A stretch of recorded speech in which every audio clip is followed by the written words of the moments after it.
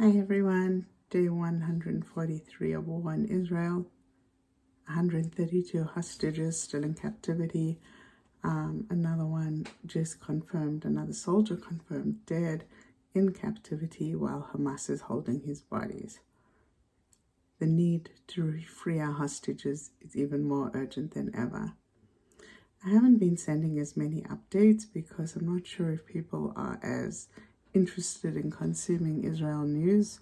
We always get fatigue in any war situation. We know about the Ukrainian war. It hardly even makes the news these days.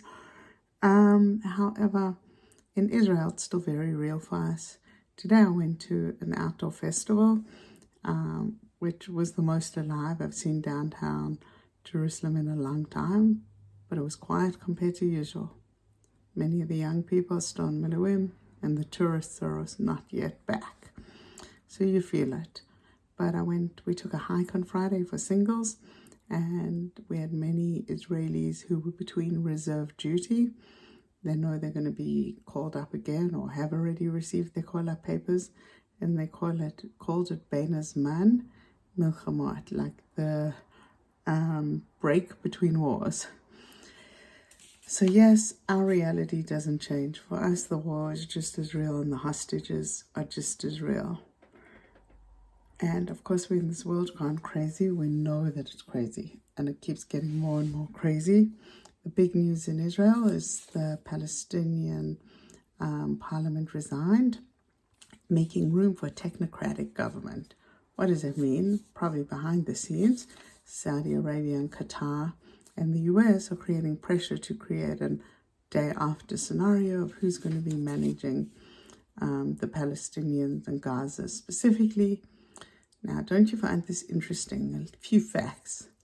The person who would be leading the new Palestinian government is most likely going to be a released hostage, Mohammed Deif, who has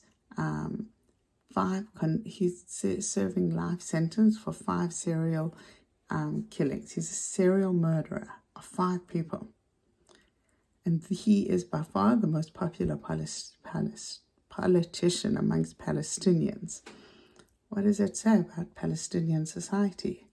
Number 2, 83% of Palestinians in the West Bank and 75% support the invasion on October 7th. Palestinian Authority has been losing major ground in the West Bank, where they still are supposedly the leading body, to Hamas, who in almost big city is now the de facto ruling party. So what is the world trying to do and impose this new world order? Israelis don't accept it, and certainly this two-state solution that Blinken keeps talking about is not something Palestinians are talking about. And then, of course, we have Turkey, who says the whole reason for this is the occupation. The whole reason for the invasion on October 7th is Israel's occupation of Palestinians. Not because the Palestinians hate us and want to kill us and have a charter to drive us from our own land and kill us. No, that's definitely not the reason. At the same time, America hit Yemen in Yemen, not just on the ships. And of course, to Yemen, the West is destabilizing the situation. They're not destabilizing the situation by attacking Western boats, but it's the West's fault. And we had in New York the Chinese New Year celebrations completely disrupted by pro-Palestinian Gazan protesters. It's just amazing those some people never protested the Chinese for their genocide of the Uyghurs in China. Probably can't say that name, too complicated, don't know what it is, haven't spelt it. Oh, and they weren't paid to protest for that. Basically, we're living with a tsunami of stupidity, an absolute tsunami of stupidity, where people just gloss over every complexity. And as I say, if it's on TikTok, it must be true. And if it rhymes, well, then, if it rhymes, then it's really, really true. And I guess that's our reality that we're living with. In other news, Israel will probably be kicked out of Eurovision, a contest that it's won many times. And last year it came third.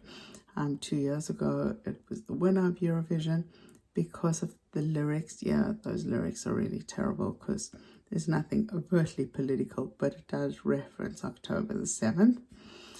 And why would you want Jews in your concert anyway? But I think the real question is, with Hungary now approving the right for both Ukraine and Sweden to enter NATO, what does that mean?